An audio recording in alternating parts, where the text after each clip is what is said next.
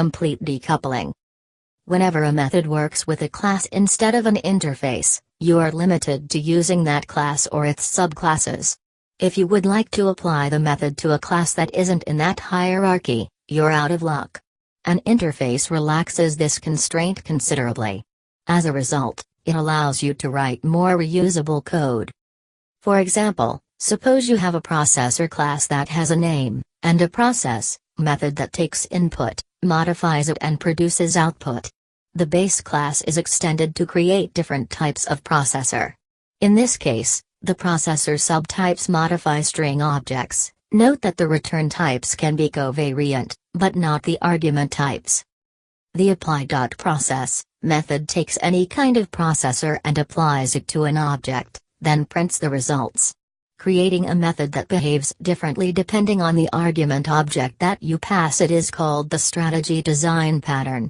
The method contains the fixed part of the algorithm to be performed, and the strategy contains the part that varies. The strategy is the object that you pass in, and it contains code to be executed. Here, the processor object is the strategy, and in main, you can see three different strategies applied to the string S. The split method is part of the string class.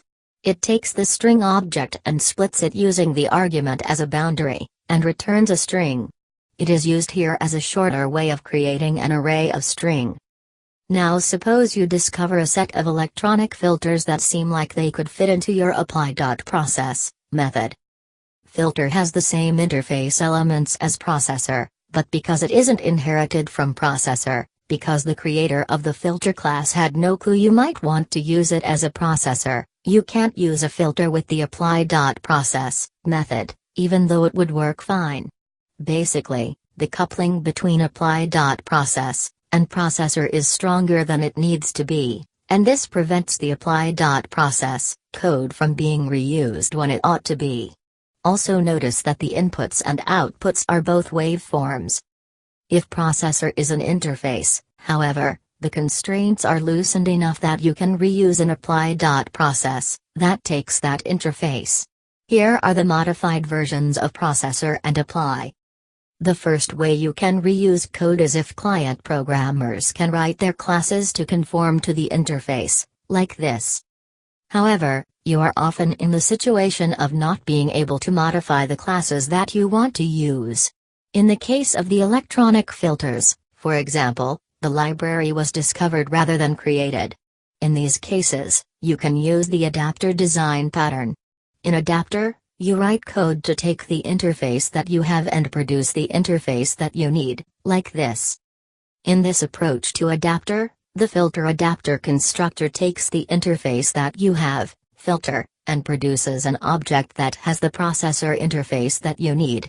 You may also notice delegation in the filter adapter class. Decoupling interface from implementation allows an interface to be applied to multiple different implementations, and thus your code is more reusable. Exercise 11.4. Create a class with a method that takes a string argument and produces a result that swaps each pair of characters in that argument. Adapt the class so that it works with interface processor.apply.process.